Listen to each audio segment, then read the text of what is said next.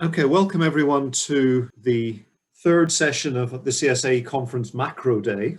And in a sense, we're not terribly macro in this final session, but it's sort of macro, public finance, and so forth. So this is a session on taxation and tax administration. We only have an hour and a half in total. So one of the consequences is that we've got to be pretty tight to time on the presentations before we open it up for Q&A. My name is Chris Adam. I'm a research associate here at the CSAE, and I will be chairing this session. Without any further ado, I'm going to ask Kodjo Adandohoin from Clermont-Ferrand to start with the first paper, which is on the social impact of VAT-based tax transition, and he's looking at Togo. I will give you a 5-minute warning, Kodjo, when you're getting towards the end of your presentation, and then I'll also signal when you've got 1 minute to go. So the floor is yours, Kodjo.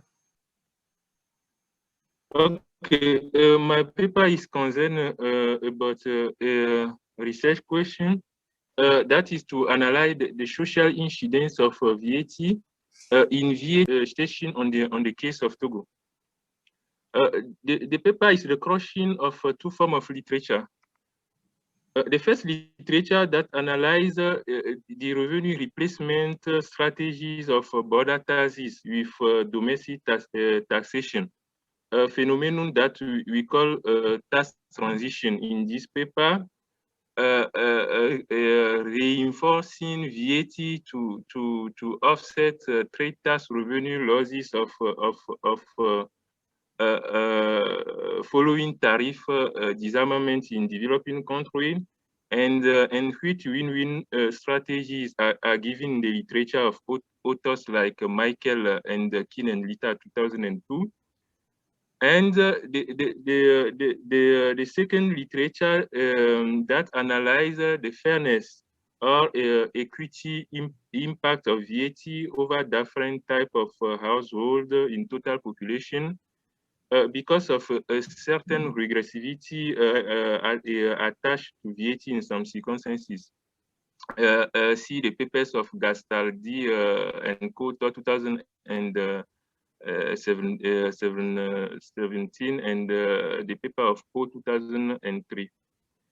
So the main question to ask in this paper is that if the tax systems of developing countries really absorb a VAT-based tax transition reforms that they initiated in adherence to World Bank policy guideline, with a study case of Togo in this paper.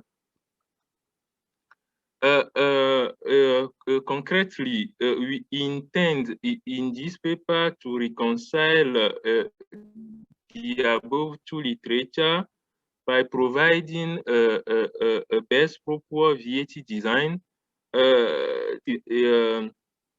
that will be compatible with a revenue neutral VAT trade tax reform, and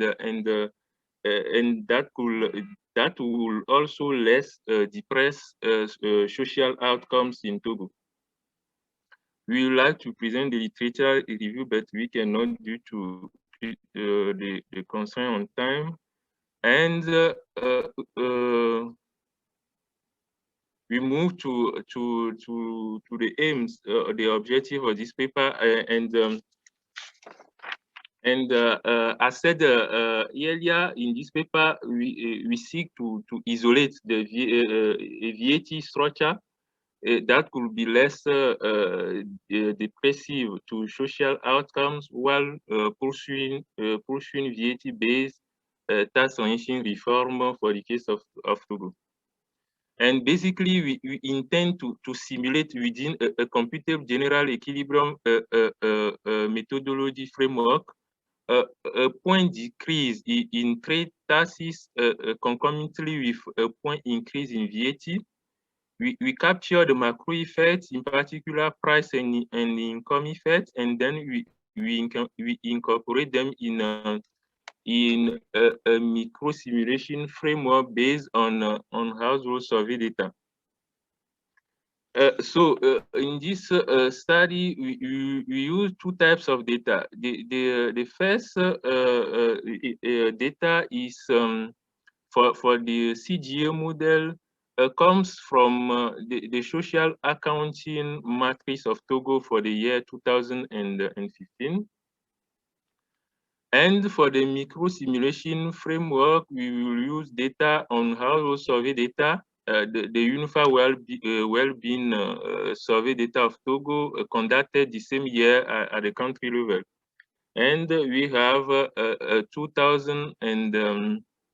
336 representative households in the survey. And we distinguish two kinds of household in the survey data: farmers versus non-farmers. Our descriptive studies show that in the survey, non-farmers earn and spend more than the farmers. But the amount of income in the survey is less than the one of expenditure, and this is due to the under-reporting of income in survey data. And so we use in this study expenditure data in place of incomes to conduct social analysis. And the structure of expenditure show that the first item of spending of farmers is agricultural goods, followed by services and manufacturer goods. Whereas the first item of spending of non-farmers are services goods, followed by industrial goods and agricultural goods later. So this composition effect in spending is very important to keep in mind for further support to our analysis. Our methodology in this paper, we use a top-down CGO methodology of author like De Caldwell and Kodjo 2001, a computed general equilibrium model followed by a micro simulation model, and we link a CGO model with a micro simulation framework to analyze the social incidence of VAT-based tax tariff reform in Togo. For the CGA model, the description of equation blocks and modeling assumption will not present it here. Will not handle it here. We can respond to question, however, about. And for the micro simulation framework, it aims to assess the state of two social outcomes, poverty and inequality after the reform in Togo. We use the Gini index for inequality and the foster a decomposed poverty measure for poverty. And our micro simulation equation is equation 3, where we recompute new vectors of expenditure in the survey based on the induced price and expenditure changes due to our simulated tax policy reform in the CGA model. Our simulation, we perform 6 simulations. The first one, our first simulation takes up the idea of a multi-VAT rate system for Togo, where we offset for any drop in trade taxes with a point-for-point increase in VAT rate for this country. And our simulation 2 takes up simulation 1's framework, but exempt agricultural goods from VAT coverage. simulation 3 takes up the idea of a uniform VAT rate of 18%, actually implemented at the country level, and we compensate for any drop in trade taxes with a point-for-point increase in VAT, starting from a VAT rate of 18%. And simulation 4 starts from a unique VAT rate of 15%, and simulation 5 takes up the framework of simulation 4, meaning 15% of VAT rate, but a reduced rate of 5% on agricultural goods. And simulation 6 takes up the framework of simulation 4, meaning 15% of VAT rate, but now we exempt we exempt agricultural goods from VAT coverage. And the result, Kodjo, you have 5 minutes. Okay, 5 minutes. we intend here to present results only on our transmission channels, namely the price, income, and expenditure effect of the reform. And so, following the reform, we noted that prices of agriculture goods decrease in all scenarios that we perform, as compared to services and other items where prices have, however, increased. And a larger increase in service prices is, however, noted. And for the income effect of the reform for the Argent government, we noted a drop in custom duties and export taxes for the government, except in cases where export taxes increase for agricultural commodities due to a tax-based effect. And we also noted an increase in sectoral VAT revenues that were sufficient to offset sectoral declines in trade taxes, except cases where we grant exemption. But overall, the revenue neutral reform is obtained in all simulation, even with different magnitudes, with a greater increase in public saving from simulation 3, which takes up the uniform rate framework of 18% of the implemented at the country level. And for the income and saving effect of the reform on household and firms, we note a decrease in household incomes, a decrease that were more pronounced for non-farmers than for farmers, but also a decrease in firms' incomes in the survey. And when we take together the price effect and the income effect, we can understand the expenditure effect, where we noted a drop in final consumption of non-farmers in all goods, in contrast of consumption of farmers, which increase in agricultural goods, which also represent the first budget allocation items. And for our micro results, first, regarding the state of our indicator at the baseline situation, it should be noted that the Gini index in total population was already at 44.6.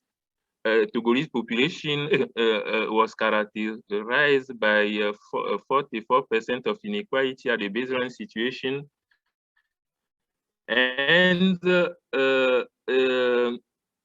these inequalities are more pronounced within the non-farmers group than within the farmers, but poverty parameters are more pronounced between the farmers group than within the non-farmers. And after recomputing new vectors of household expenditure following the reform simulation, and after computing new Gini index and the poverty parameters, we know that simulation 6 that takes up the idea of 15% of VAT rate with assumption of agricultural commodities is the one that lead to reasonable social outcomes as compared to simulation 3, which is the VAT framework actually implemented at the country level that lead to much higher increase in poverty parameters. And in your last minute, so can you wrap up? Analysis. Yes. Can you just reveal that? However, that the incidence of poverty is much larger, supported by non-farmers than by farmers, and this is explained by the fact that a farmer's household largely consume agricultural goods where prices have decreased following the reform, as compared to services items that are more consumed by non-farmers, where prices have increased a lot due to following the reform. And can I ask you, Kodjo, can I ask you to finish up, please? We're out of time. Okay, we also investigate residence place effect and due to granting social transfer to how following the reform, and we don't have time to present these two results. We shall move to the conclusion in view of a result that we found in this paper, we said that a VAT-based tax transition reform in Togo can be validly pursued, as its incidence is not much larger, supported by farmers, and a reform that will also lowers the VAT rate to 15% is also desired, because compatible with the requirement of this reform, while being proper oriented. Thank you for your attention. Thank you very much, Kodjo, and I'm sorry to have had to rush you at the end. But thank you very much indeed. Can I switch to our third paper? Mohammed, can you share your screen?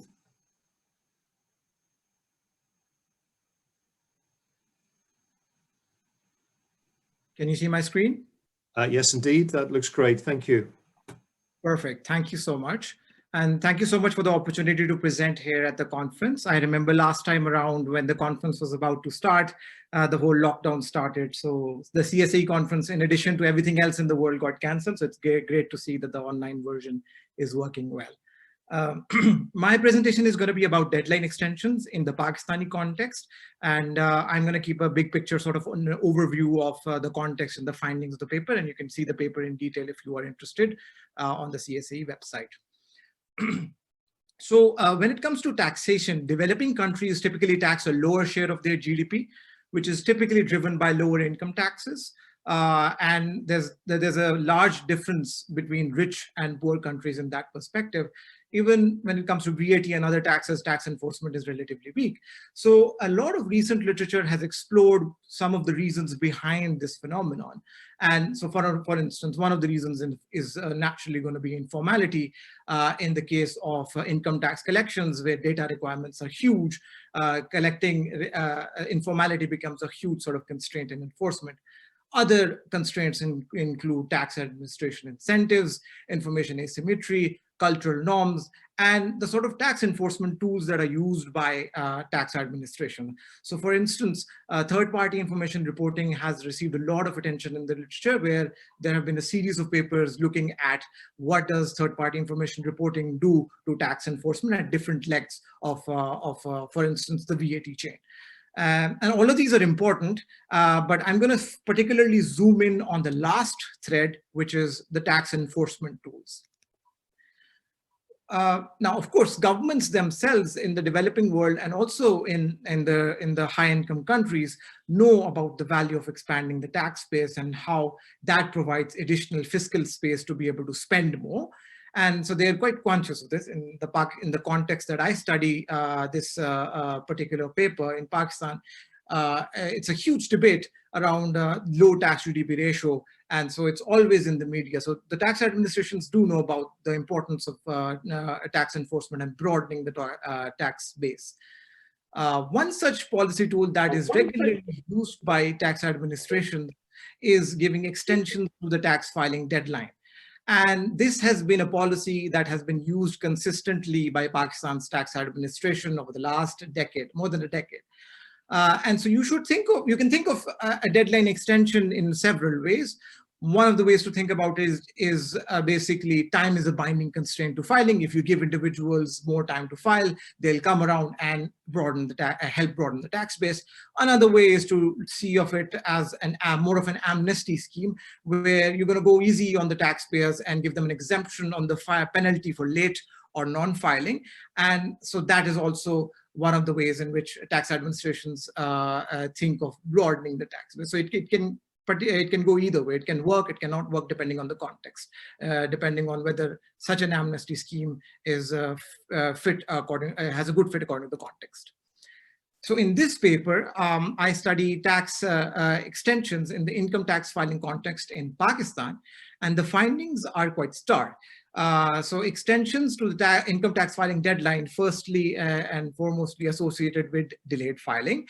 And so individuals and unincorporated businesses delay the filing of their tax returns by 88% and 70% of the extension duration. So essentially the entire extension is just used up by individuals and unincorporated businesses who are given these extensions.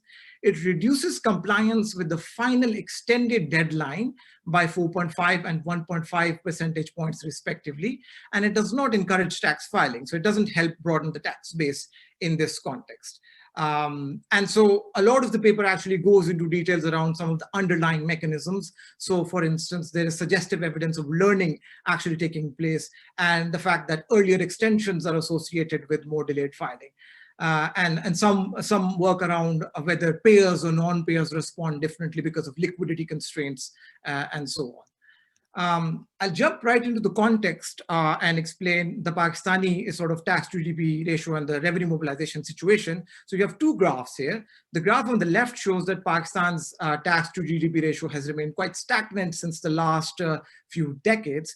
And the graph on the right basically shows that Pakistan is clearly an outlier when it comes to the tax-to-GDP ratio. So it's collecting a lot less in taxes as a proportion of GDP when compared to similar countries at a similar GDP per capita. And so these are two sort of big factors in the context at the macro level that are important to keep in mind. So the revenue administration does come under a lot of pressure to perform and broaden the tax base. And so why give tax filing deadline extensions in the first place? Here, what you have in front of you is an administrative circular, which was given out on December 2nd, 2009. These are circulars that the Board of Revenue in Pakistan uses to announce any extension or any sort of other sort of a policy announcement. And so in the first paragraph, you can see that it says, in order to facilitate filing/e-filing of income tax returns slash statements, an opportunity is being offered to non-filers/short filers to e-file/file income tax returns /statements by 31st December 2009. Lots of forward slashes. I've seen worse government letters, but that gives you an idea. The main focus of the main objective of giving these extensions is to facilitate filing and e-filing. And that's a theme that comes across all of the administrative circulars that I've gone through, and also through the informal conversations that I've had. I've also worked at the Board of Revenue myself, so this is like a very sort of important thing that the policymakers kind of mention when it comes to extensions. And so a basic illustration of how these extensions actually work: in the year 2010, the legal deadline for individuals to file was 30th of September. On 28th of September, just 2 days before the legal deadline, an extension was announced. The new deadline ended up being 15th of October. And yet again, on 11th of October, another extension was given out, and the final deadline ended up being the 30th of October. So there have been multiple extensions given out to various types of taxpayers during the same tax year, which is essentially the sort of variation that helps with the estimates. The graph here right in front of you has three classifications of taxpayers in Pakistan: individuals, AOPs, which is association of persons, and companies. AOPs are basically unincorporated businesses. And so each block of the shade of blue basically represents a distinct extension, and the total height of the bar on both of these graphs basically shows the total number of extension days given in a particular year. What this graph shows is that A, there is a wide variation of extensions given out throughout these years, and B, most of the extensions have actually been given out to individuals and unincorporated businesses and not to companies, which is something that this paper relies on. There are two data sources for this paper. The first data source is a panel microdata of all tax returns filed in Pakistan from 2007 to 2017. This microdata has all details around even the filing date, which ends up being very important in the estimates, and a lot of other details are contained in the tax return. This data is then combined with data extracted from administrative circulars announcing the deadline extensions. So previously, in the previous slide, I showed a sample sort of letter or an announcement, which is an administrative circular. And so I extracted data from those circulars and then combined it with the panel data, which basically helps with the estimates. When it comes to the empirical strategy is basically a panel regression with taxpayer and year fixed effects. So there are a lot of different specifications in the paper itself, and a lot of the results that I've previewed. I'm just going to give one example of the empirical specification just so you get an idea and not go into the others, and just give a big picture sort of view of the one major finding and then go towards the sort of big picture view once again. So here you have delay days, which is basically the number of days person I files the tax return after the original date set in the tax law. Num extension is the number of extensions given to tax filer I in year T, and the rest are basically covariates and individual tax filer fixed effects and time year dummies or time fixed effects. And this specification is basically run separately for a sample of individuals and companies, and then separately for a sample of association of persons and companies. We would expect the behavior of AOPs and companies to be similar because both are businesses. The only difference between both of them is that one is incorporated under the companies ordinance and the other one isn't. Of course, the results are still in association because in ideal circumstances, we would be able to tell the pre-trends sort of data and the parallel trends, but that's just not available with the Board of Revenue. We've got about 5 minutes to go. Perfect. Yeah, I'm just close to finishing anyway. So just before I show the regression table itself, I just want to show a couple of graphs which kind of summarize what's kind of going on. So here you have three types of tax filers: individuals, AOPs, and companies. You would be able to see that the compliance of individuals and association of persons with the original deadline set in the tax law goes down significantly from 2007 to 2011. Now, at the same time, the same trend for companies has remained relatively stable. And you'd also be able to see that there are three dips in the trend for companies in 2007, 2009, and 2015.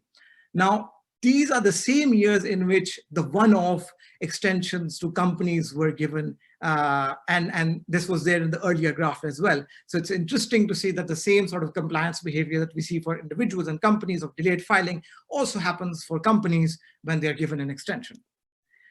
the graph here kind of shows the cumulative probability or cumulative distribution of the 3 types of tax filers that I'd mentioned earlier in 2007 and 2017. The full red line is the legally defined deadline, and the dotted lines are the extensions.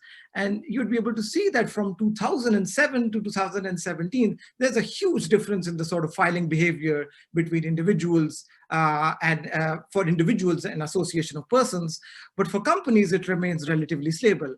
And as it happens, companies are is the only category of tax filers who were not given an extension during this period from 2007 to 17, which is important to keep in mind. And of course, graphically, I'm showing this, but the paper also shows this in a more rigorous manner with the empirical specifications.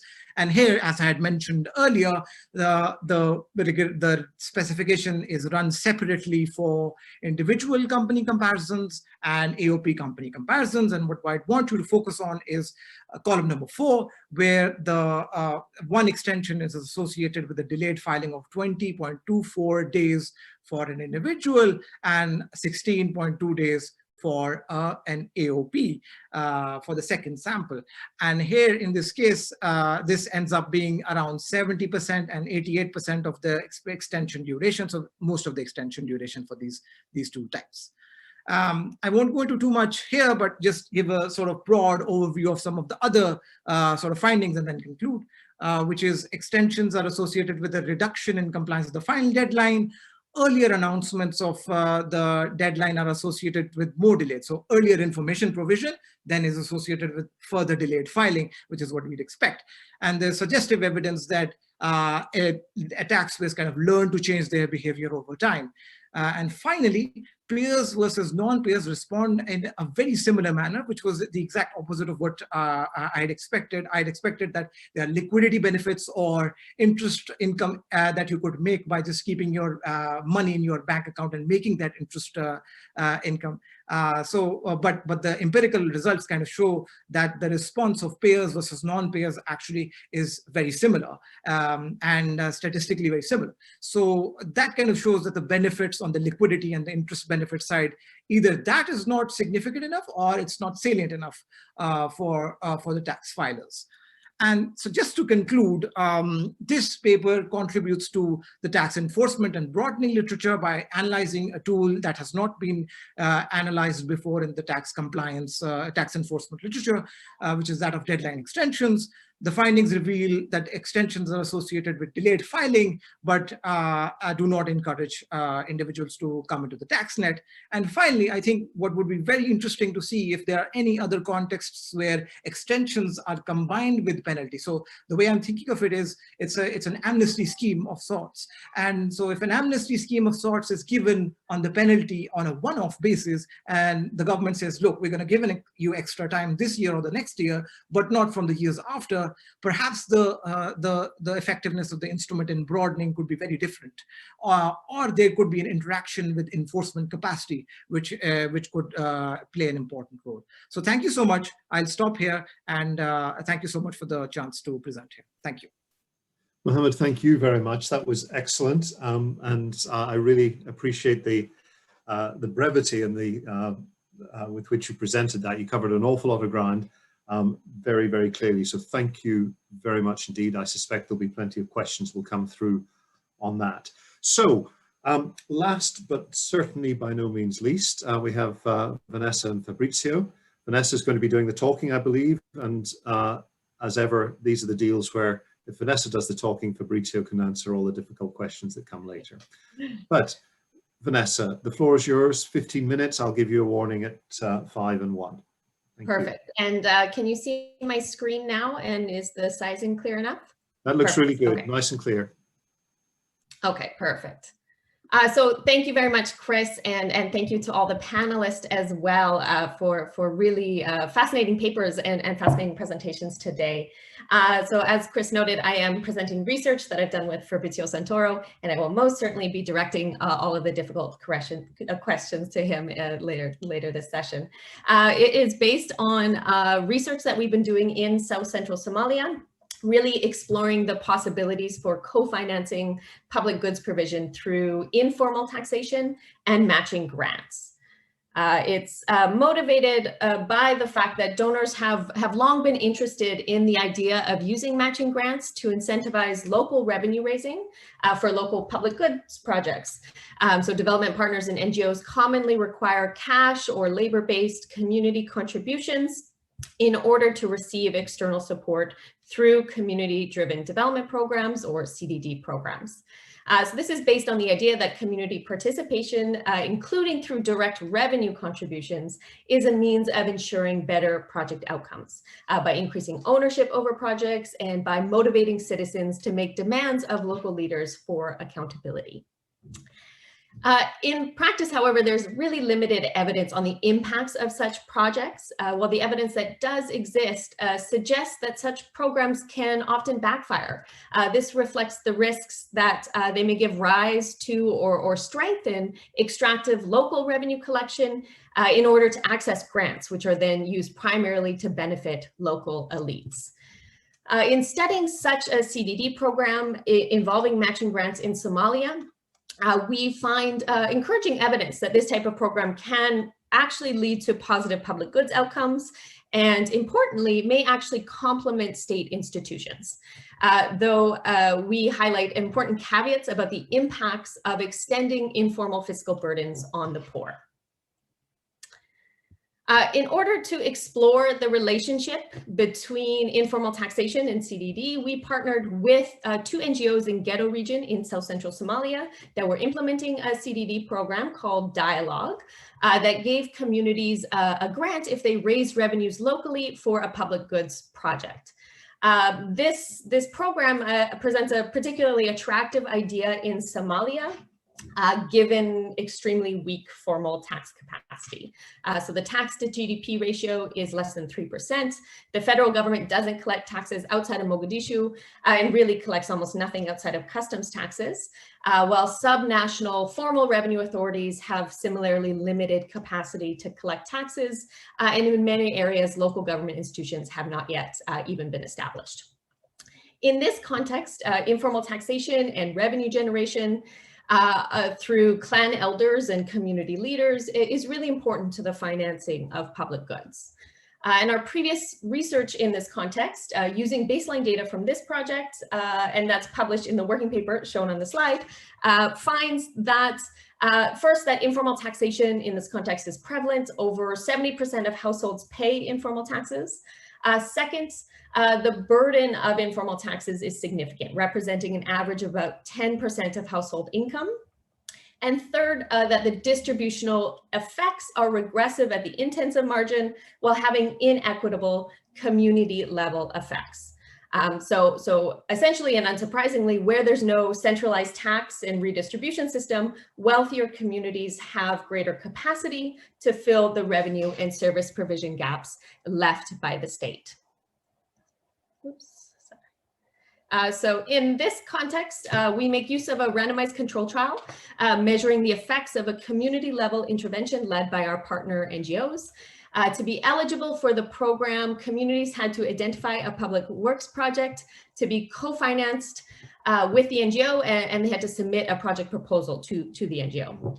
Of course, there are 2 limitations of this sample. First, it's a self-selected group of communities. So the communities that opted into the program may be more likely to have had a stronger a priori ability to mobilize informal revenues. And second, another eligibility criteria was that participating communities had to be secure enough to visit by field staff and research enumerators. So flagging that our findings here may not apply in more insecure regions. In terms of the intervention, sorry, I should say the numbers first. So of the 62 communities that were eligible, half of those were randomly selected through a public lottery to receive the treatment intervention, which involved 2 main components. So first, a grant matching the revenue raised by communities, and a second dimension involved a set of measures aimed to increase oversight over the community's management of the funds raised through informal taxation. Most importantly, treatment communities had to raise funds through a mobile banking platform called SOCAP. So all of the contribution information and actually the expenditure information for the projects was made publicly accessible online through this platform. It's still available if you would like to explore it, at least in theory, providing greater transparency and accountability of informal revenues. So our primary data comes from 2 original panel surveys with households and community leaders that were conducted at baseline in March 2018 and about a year later at endline. To complement the survey data, we also rely on 2 additional sources of directly observable data. So first, enumerators recorded a range of observations about communities, including the quality of the community development projects that were undertaken throughout the research period. And second, we made use of the community contributions data available through the mobile banking platform, which enabled us to cross-reference reported contributions and actual contributions. So relying on this data, we explore 3 key outcomes of interest. First, we consider whether external grants can incentivize informal contributions for public goods. And as expected, treatment communities are more likely to have undertaken a new development project in the previous year, and were able to raise more money in informal taxes. This is as reported in the household survey, but the results are highly consistent if we use the survey leader data. Oops. Second, we consider whether public goods that are co-financed by communities and an external grant improve the quality of public goods outcomes. In line with expectations, and as shown in the table, we find positive effects on the satisfaction with the projects that were undertaken. So individuals in treatment communities are less dissatisfied with projects and are more likely to perceive that they get something in return for informal contributions. Now, these perceived improvements in public goods outcomes are consistent with enumerators' own assessments of the quality of public goods, which is shown descriptively in this figure. So we dig a bit deeper here to consider 2 mechanisms through which these positive outcomes may be appearing. First, a tax and accountability hypothesis anticipates that contributing to a project will lead individuals to demand better project outcomes. And indeed, we find that the dialogue program had consistent and significant positive effects on individuals attending meetings, playing a role in monitoring community projects, asking leaders about the use of public revenues, all indicating some support for an accountability mechanism here. Second, a transparency hypothesis predicts that when project information is made publicly accessible, leaders will act more responsibly with public revenues. So here we find that respondents in treatment communities are more likely to report that different transparency mechanisms, initiatives have been undertaken by the communities. So they had been more likely to, they were more likely to have been consulted in person about the project and to say that the project had been decided through a community meeting. So indicating some positive transparency effects. At the same time, however, individuals in treatment communities reported less frequent information sharing and meetings about the project throughout the year. So here we speculate that though information is being shared less frequently in treatment communities, decision-making seems to be more inclusive when it does happen. And finally, we consider impacts on state and non-state governance actors. So here we really wanted to understand whether working with informal taxing actors to raise revenues and deliver services outside the state serves to undermine the state and its taxing capacity, or whether there are possibilities for hybrid financing models to actually complement state institutions. We consider here the impacts on legitimacy, which reflects the willingness to accept the state's authority. We take tax morale, the willingness to pay taxes, as a proxy of state legitimacy. So as shown in the table— 5 minutes to go, Vanessa. Perfect, thank you, Chris. Legitimacy of all state and non-state actors except for the village council is strengthened. And we find here, I think, to flag that we find that the impact on the legitimacy of the district council in particular to be surprising, given that the local government was not directly involved in the implementation of the project. So again, we dig a bit deeper here to explore different mechanisms through which this may be occurring.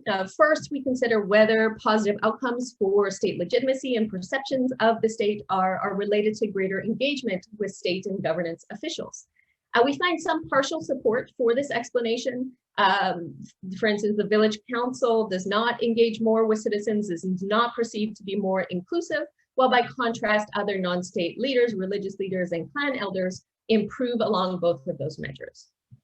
Second, we consider a performance-based mechanism based on the idea that even where the state does not control revenues, if informal revenue generation helps to finance valued public goods, taxpayers may view the state as doing its job and as being more trustworthy.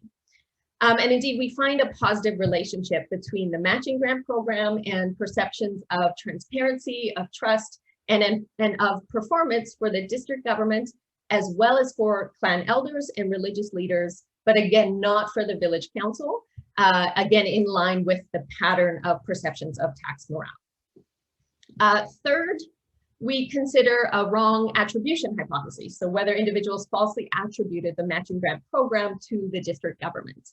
However, we find no evidence of this, so very few individuals in treatment communities attributed some role of the program to the government, indicating that increased positive perceptions of the state were not a result of the project being mistakenly directly attributed to it. And finally, we consider whether informal revenue generation interacts with the dialogue program as a mediator, with the idea that improvements in the actor's legitimacy or perceptions of the actor's legitimacy may be explained by the increased informal contributions spurred by the program itself. But as shown in the table, we find no significant role of this interaction term. So just to summarize the key findings, first, the combination of the matching grant program with greater transparency and NGO oversight improve the quality of public goods financed through informal taxes and improve the citizen perceptions of the fiscal reciprocity of informal taxes. What we find surprising is that state actors actually benefit from this program across a range of indicators, though the impact on non-state governance actors is more complex, as discussed. So this seems to indicate to us that development partners may usefully build on local informal capacity to mobilize revenues for public goods provision without necessarily undermining the state. Despite these positive outcomes and indications, however, we really emphasize and spend quite a bit more time in the paper doing so, emphasizing a few important potential risks of incentivizing informal taxation. First, relying on or requiring community contributions risk reinforcing unaccountable informal institutions and non-democratically elected leaders. As I noted at the beginning, there is an abundance of research of the risk of elite capture within community-driven development programs, especially related to community contributions. In Ghetto region and in South Central Somalia more generally, this risk may be particularly important to pay attention to given the uneven nature of clan decision-making and the lack of inclusiveness of local governments. Second, while relying on informal revenue generation may help to fill gaps left by weak state capacity, it nevertheless has really important equity and distributional implications. So here with the dialogue program, we find no evidence. Final minutes. Can you just wrap up? Thank you. Perfect. So we find no evidence that dialogue program increased regressivity of informal payments, But we highlight the more an underlying point that more fundamentally, as I discussed at the beginning, wealthier communities will be more able to fund public goods if the requirement is to rely on informal contributions. We really highlight the negative regional impacts that can result from these types of programs. And finally, and relatedly to some of these distributional impacts in fragile contexts, there's a risk of relying on unequal distribution mechanisms and non-universal conceptions of rights and citizenship has the potential to further stoke mistrust and intergroup and interregional tensions. And indeed, I won't get into it now, but we do find some evidence of increased inter-community resentment as a result of the program, which raises some significant concerns, particularly in fragile contexts like South Central Somalia. So I will leave it there for now, but I really look forward to the questions in the discussion. Thank you so much. Thank you very much, Vanessa. And again, my apologies for having to rush you at the end. We've got some questions that I want to put to the panelists, but let me just remind the panelists that if they have questions they want to raise about any of the papers, please just put up your hand, or ideally, if you can find the hand button on your Zoom screen, use that and I will come to you. Can I ask Victor? Victor, I believe you have a question. Can I ask you to jump in at this point? Yes, thank you so much, everyone, for all the panelists for this great presentation. My question to Vanessa is, do you think that your result might suggest that the tax administration could be able to increase the tax pressure in this context, and maybe to have your view on whether informal taxation might be a first step before formal taxation is possible? Brito, if you want to go first, and I can jump in if needed. Yes, Victor, we double checked on additional outcomes that we didn't present today, especially when it comes to the perceived level of enforcement and whether the contributions was perceived to be non-voluntary. We didn't find any impact at that level. So that's, I mean, a positive evidence on that. If we are following this argument that non-state actors could put a little bit more pressure, but still I don't know exactly how this could be replicated in other contexts. I think the hybrid nature of this solution played a key role. So I have no kind of a complete answer to that. I don't know, Vanessa, if... Yeah, I might just add a little something, but I think you're right that there's no easy answer. But I do think it's an interesting question too of whether informal taxes can represent kind of a first step before formal taxes are possible. And I think that kind of reflects, it kind of speaks to what Augustine was talking about in terms of a low tax, low capacity trap. And I think that's certainly where the local governments as well as the federal government in Somalia are in right now. But our findings seem to suggest that the delivery of public goods really matters to citizens, and but simultaneously that the government doesn't actually have to be the one to deliver those public goods in order to see an increase in taxpayers' willingness to pay taxes to it. At least at the local level, and these dimensions at the state and federal level look very differently in Somalia, or we would expect them to, given the politics. So this does suggest that local governments could really focus on public goods provision, but they may do so in collaboration either with local leaders through informal revenues or with donors, right? So I think that the effects that we see or the mechanism that we see as really important is people's perceptions of the state's performance. And to me, this is really interesting from a policy perspective, as it does suggest that the state doesn't have to deliver them, or may have a different role. It kind of suggests a different role for the state of not necessarily being a direct provider of services and public goods, but may actually act as a mediator and actually may be seen as effective if it's effectively lobbying for partnerships that enable public goods, whether with communities or donors. So I think it's an interesting possibility, and thanks for your question. I would like to keep talking about that, but I wanted to just go to a question for Mohammed in the first instance, and then briefly a question for Kodjo. Really interesting paper, Mohammed, on the filing extensions. But I wonder, could you just provide a little bit more context to what extent do the tax authorities in Pakistan target companies, established formal companies? Is there a kind of a large taxpayer unit focus there? And I guess related to this, what's the role of withholding taxes for individuals in the tax system in Pakistan? How much of the total tax burden is actually being caught up in individual filing if individuals are also employed, say, in the formal sector, and the bulk of their direct taxation is collected through withholding mechanisms? Thank you so much for those questions, Christopher. So on your first question around large taxpayers, there indeed, the tax administration is defined in a way where you have large taxpayer units and then you have regional tax offices.